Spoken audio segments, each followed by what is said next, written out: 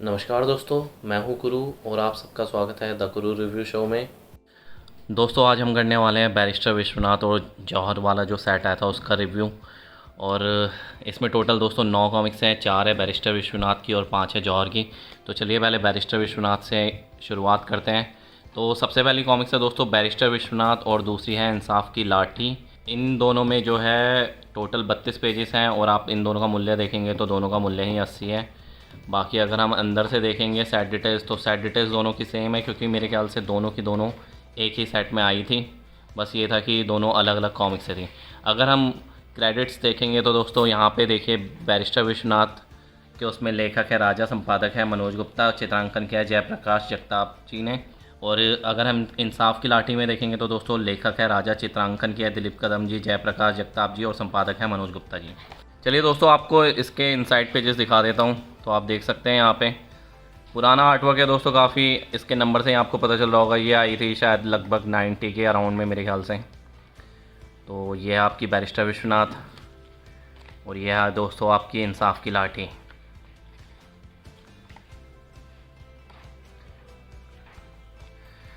तो चलिए दोस्तों अब एक चीज़ और है जो मैं आपको बताना चाहता हूँ, वो है बैरिस्टर विश्वनाथ में। और अगर आप देखेंगे यहाँ पे तो 20 और 21 पे पेज नंबर यहाँ पे लिखे हुए हैं। अब मुझे नहीं पता दोस्तों ये खाली मेरी कॉपी में मिस्टेक है या सबकी कॉपीज़ में हुई है, पर जैसे नंबरिंग की गई है उस हिसाब से मुझे लगता है शायद ये सबकी में ही हुई होगी। पर फिर भी जो है आप एक बार अपनी कॉपी चेक कर लीजिए और मेरे को भी बताइए कि क्या आपकी कॉपी में भी ये सेम मिस्टेक है, क्योंकि ये पेज जो है यहाँ पर होना चाहिए था लेफ्ट हैंड साइड में और ये वाला पेज जो है राइट हैंड साइड में।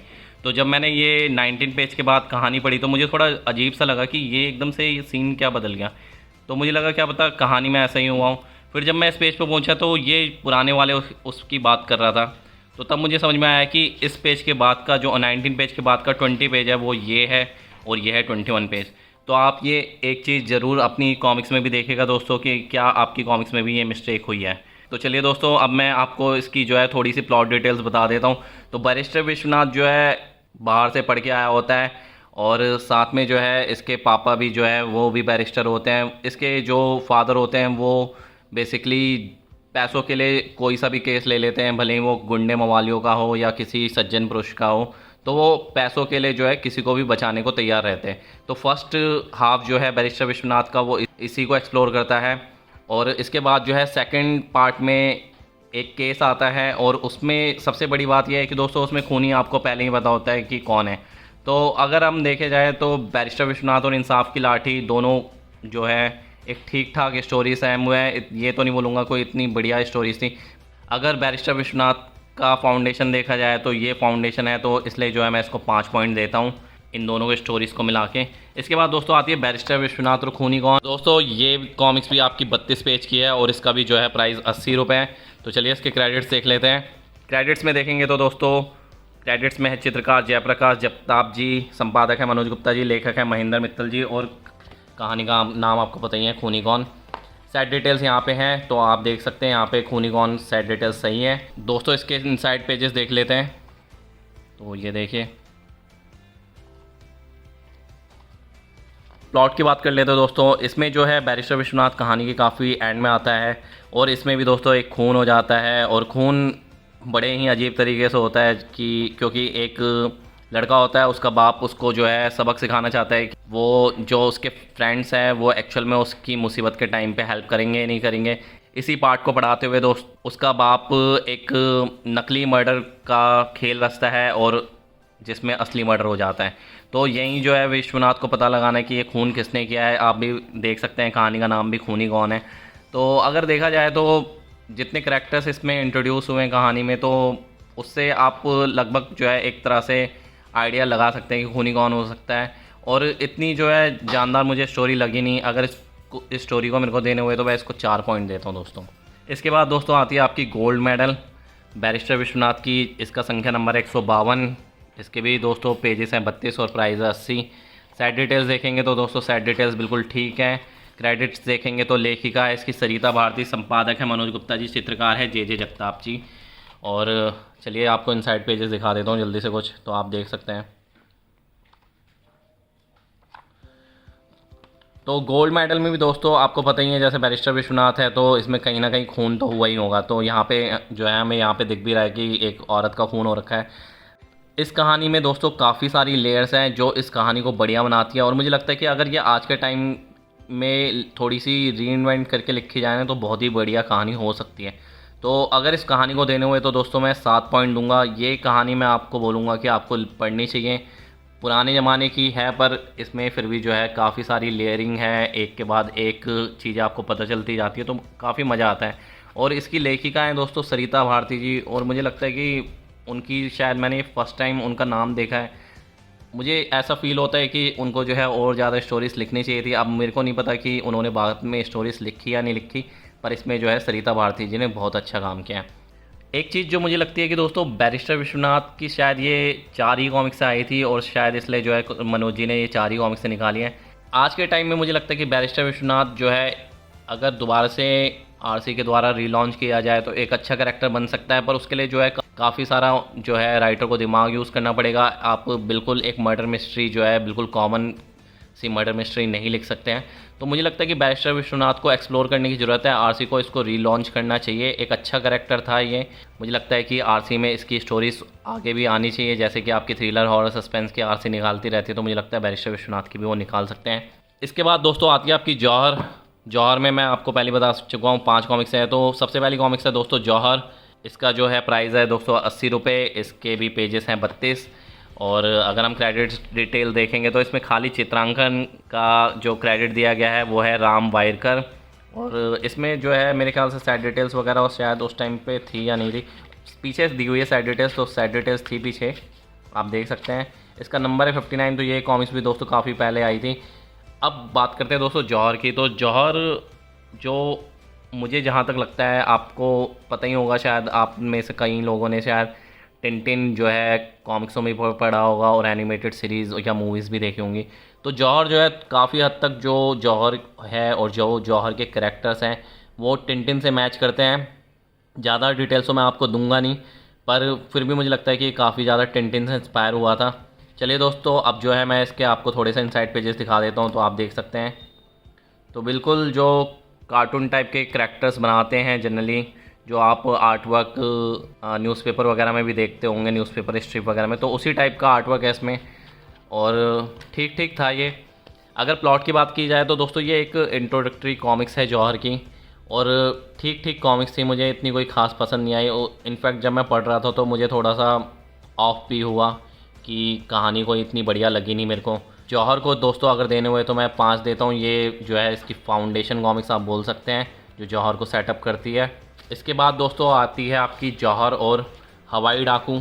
ये कहानी जो थी तब भी थोड़ी सी बेटर थी। तो चलिए दोस्तों एक बार इसकी सारी डिटेल्स चेक कर लेते हैं। संख्या इसकी 0063, मूल्य है इसका दोस्तों 90, 40 पेजेस थे इसमें टोटल। अगर हम सेट डिटेल्स देखेंगे तो सेट डिटेल्स आप देखिए यहाँ पे ठीक है, और इसमें मेरे ख्याल से क्रेडिट्स नहीं थे या बाद में हैं, तो इसमें शायद दोस्तों क्रेडिट्स नहीं है, आप देख सकते हैं यहाँ पे क्रेडिट्स नहीं दिए हुए हैं। प्लॉट की डिटेल्स देता हूँ मैं दोस्तों आपको। इसमें जो है एक डाकू होता है जो हवाई जहाज़ों को हाईजैक कर लेता है, और जौहर को पता लगाना होता है कि ये कौन है हवाई डाकू, और इसी चक्कर में जो है वो काफ़ी सारी चीज़ें करता है। आप पढ़ेंगे तो आपको अच्छी लगेगी कॉमिक्स, मुझे भी अच्छी लगी। इसको देने हुए दोस्तों तो मैं इसको 6 पॉइंट देता हूँ। इसके बाद दोस्तों आती है आपकी जौहर और गिरिकेट।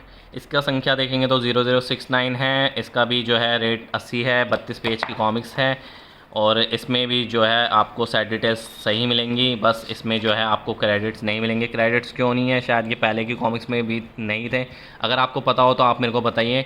चलिए इनसाइड पेजेस देख लेते हैं दोस्तों कुछ। तो इसमें थोड़े कलरिंग जो है बहुत ज़्यादा येलो कलर यूज़ किया गया है दोस्तों इसमें बैकग्राउंड में, तो जो थोड़ा मेरे को ऑफ करता है। चलिए दोस्तों मैं आपको थोड़ी सी प्लॉट की डिटेल्स दे देता हूँ। इसमें जो है दोस्तों एक बंदा आता है जौहर के पास जो अपने भाई को ढूंढ रहा होता है। उसके भाई का नाम होता है मक्खा सिंह, और शहर में चोरी हो रही होती है दोस्तों। एक जेब कतरा होता है दोस्तों जो पूरे शहर में हंगामा मचा रहा होता है, हर किसी की जेब काट लेता है। उस जेब कतरे का नाम होता है लक्खा सिंह। तो जौहर को यही गुत्थी सुलझानी है कि दोस्तों उसका भाई कौन है और ये लक्खा सिंह कौन है जो सबकी जेबें काट दे रहा है। तो अगर दोस्तों इस कहानी को देखा जाए तो इसको मैं 5 पॉइंट देता हूँ। ठीक ठीक कहानी कोई मेरे को इतनी खास नहीं लगी। इसके बाद दोस्तों आती है आपकी जौहर कंकाल द्वीप में और कोको रम का खजाना, जो एक ही सीरीज़ के पार्ट हैं, एक ही कहानी का हिस्सा हैं और दोनों की दोनों दोस्तों एक साथ आई थी। आप देखेंगे इनका संख्या नंबर तो 0303 है और यहाँ पे 304 है। बाकी दोनों में ही दोस्तों 32 पेज है। मूल्य इन दोनों का 80 है। सेट डिटेल्स देखेंगे तो सेट डिटेल्स में भी आपको दिखेगा दोनों की सेट डिटेल्स दोस्तों सेम है।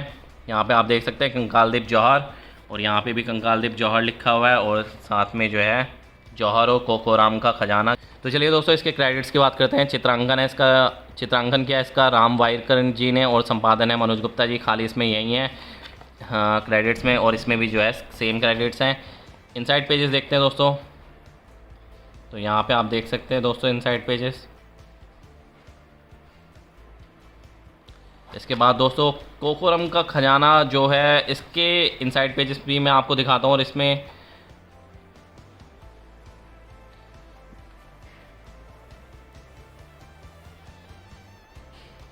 एक चीज़ जो है दोस्तों, इसमें थोड़ी बहुत जो है वो अक्षर लिखे गए हैं, कैलीग्राफी जो उस टाइम पे की गई होगी, मेरे को लगता है कि स्कैन की गई है। तो काफ़ी जगहों पे जो है आपको जो ऊपर लाइन खींची जाती है ना, तो वो मिट्टी मिट्टी से लगेगी और थोड़ी सी पढ़ने में दिक्कत आएगी, जो मुझे फ़ील हुआ। तो चलिए दोस्तों इसके प्लॉट की बात करते हैं। अगर प्लॉट की बात की जाए तो इसका प्लॉट काफ़ी बढ़िया लगा मुझे। आपको याद होगा कि हम बचपन में जो है काफ़ी एडवेंचरस जो स्टोरीज़ देखा करते थे, जैसे स्कूबी डू हो गया, काफ़ी सारी यानी कि एडवेंचर वाली जो चीज़ें होती थी वो हमारा करने का मन करता था। इसको देख के दोस्तों आपको वहीं वाला बचपन याद आ जाएगा कि जब आप सोचते थे कि हम कुछ एडवेंचर करने जाएंगे। तो इसमें दोस्तों जौहर को एक चिट्ठी आती है जो आती है प्रोफेसर से, और उसको हेल्प चाहिए होती है कंकाल द्वीप में। कंकाल द्वीप में एक खजाना भी होता है और साथ में दोस्तों कुछ मिस्टीरियस लोग होते हैं जो उस द्वीप में जो है काफ़ी सारी चीज़ें कर रहे होते हैं। तो जौहर को यही गुत्थी सुलझानी है दोस्तों। और मेरे को तो दोस्तों इस कहानी को पढ़ के सबसे ज़्यादा मज़ा आया और साथ में जो है ऐसा फ़ील हुआ कि जैसे मैं अपने बचपन में चला गया हूँ। आप भी पढ़ेंगे तो आपको भी बहुत अच्छी लगेगी। अगर इस कहानी को देने हुए तो दोस्तों मैं 7 पॉइंट दूंगा। और मैं एक बात और ये बोलना चाहूँगा कि जौहर जो करैक्टर है वो काफ़ी अच्छा करैक्टर था और मुझे लगता है कि इसको भी जो है आरसी को रीइंट्रोड्यूस करना चाहिए। और ऐसे एडवेंचरस स्टोरीज़ अगर वो लाएंगे तो बच्चों को ख़ासतौर पे ऐसी एडवेंचरस स्टोरीज़ काफ़ी पसंद आती हैं। तो मुझे लगता है कि बच्चों को ध्यान में रखते हुए ऐसी कहानियाँ निकाली जा सकती हैं जौहर वाली। तो मुझे लगता है कि आरसी को इसको रीइंट्रोड्यूस करना चाहिए। तो चलिए दोस्तों, अगर आपको ये वीडियो पसंद आई हो तो आप इस वीडियो को लाइक करें, साथ के साथ सब्सक्राइब करें और कमेंट में बताइए कि आपको ये वीडियो कैसी लगी। आपने अगर ये कॉमिक से पढ़ी है तो आपका क्या विचार है इनके बारे में, और जौहर और बैरिस्टर विश्वनाथ के बारे में जैसे मैंने बोला कि इनको रीइंट्रोड्यूस करना चाहिए। तो आपके क्या थॉट्स हैं इसको लेके। चलिए दोस्तों, मिलते हैं अगली वीडियो में, तब तक के लिए धन्यवाद।